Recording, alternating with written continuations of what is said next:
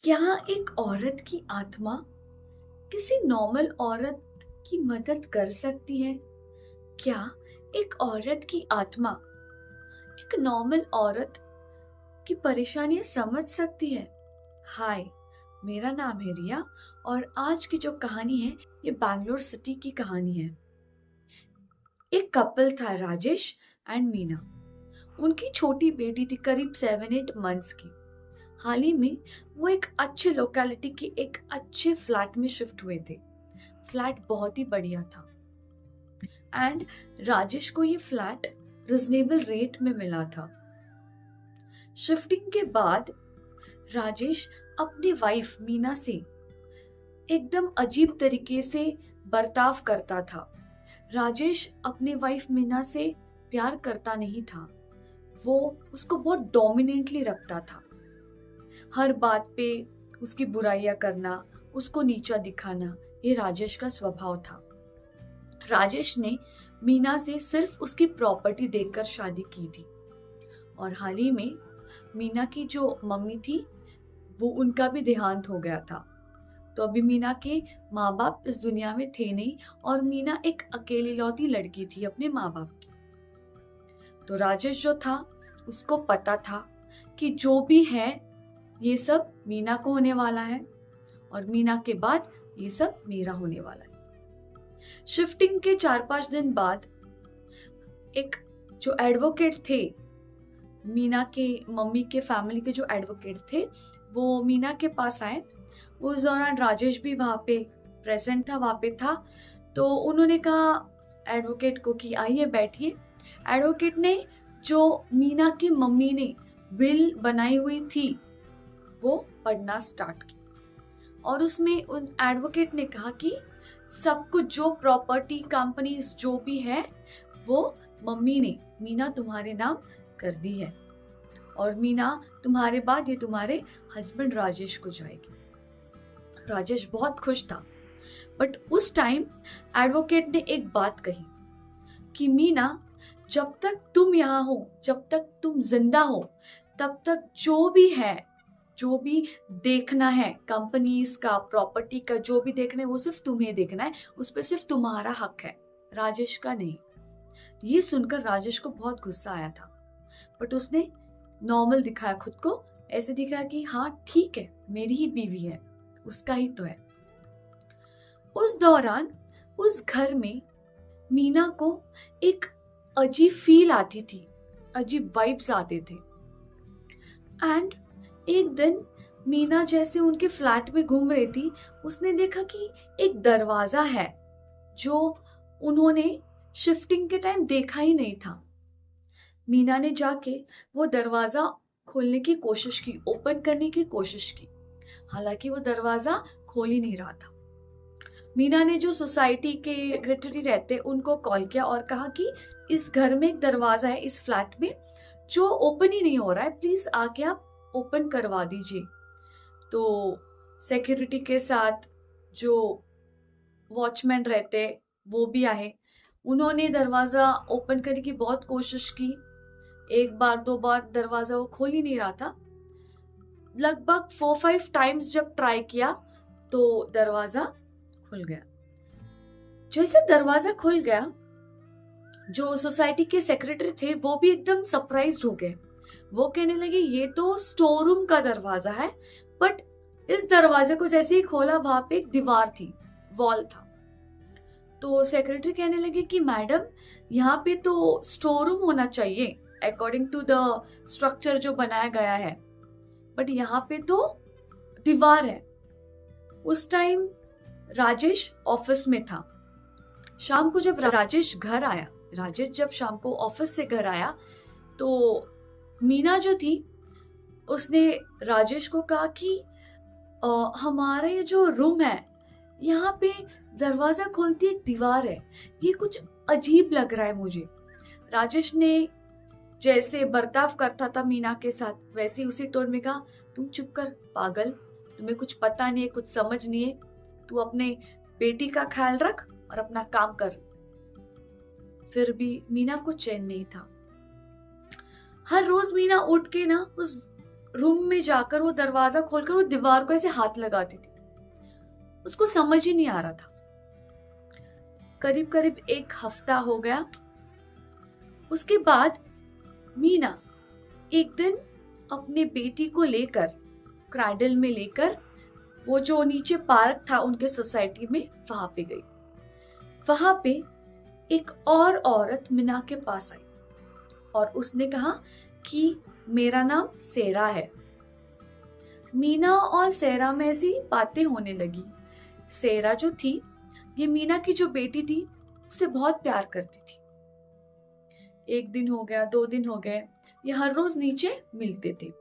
सेरा ने मीना को एक दिन कहा कि चलो हम ना कॉफी पीने जाते हैं।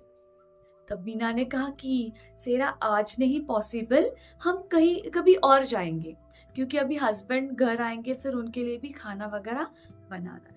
यहाँ पे मीना का जो हस्बैंड था राजेश, जैसे कि मैंने आप लोगों से कहा कि राजेश ये मीना से सिर्फ प्रॉपर्टी के लिए साथ में था। यहाँ पे राजेश जो था उसकी एक गर्लफ्रेंड थी एंड इसलिए वो मीना से प्यार नहीं करता था।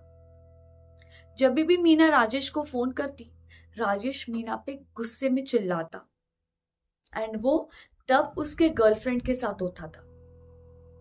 एक दिन राजेश और उसकी जो गर्लफ्रेंड थी, उन्होंने प्लान बनाया कि मीना को खत्म करते। राजेश ने कहा हम मीना को हम खत्म करते हैं और ये जो बेटी है उसका भी मैं कुछ इंतजाम करके रखूंगा। और एक दिन राजेश ने मीना की जो सुपारी थी एक इंसान को दे दी। अब ये इंसान मीना को मारने के लिए उसके फ्लैट में आया, बट वो कामयाब नहीं हुआ, क्योंकि यहाँ पे मीना को नुकसान पहुंचाने के अलावा उस खुद को ही नुकसान था। मतलब यहाँ पे मीना को नुकसान पहुंचाने तो आया, बट मीना को कुछ नहीं कर पाया। उसी दिन सेरा जैसे वो जो मीना को मारने आया था घर के बाहर गया, सेरा भागते भागते मीना के पास आई। मीना बहुत डरी हुई थी, इतनी डरी हुई कि उसने सेरा को गले लगाया, कहा कि सेरा प्लीज आज रात तुम मेरे साथ रुकना, मैं बहुत डरी हुई हूँ, पता नहीं ये कौन था और मुझे मारने की कोशिश कर रहा था। और मेरे हस्बैंड राजेश, पता नहीं वो हर रोज कभी रात को आते हैं, कभी लेट आते हैं। जो सेरा थी उसको सारी बात समझ आई थी। राजेश को कुछ भी करके मीना को अपने लाइफ से हटाना था।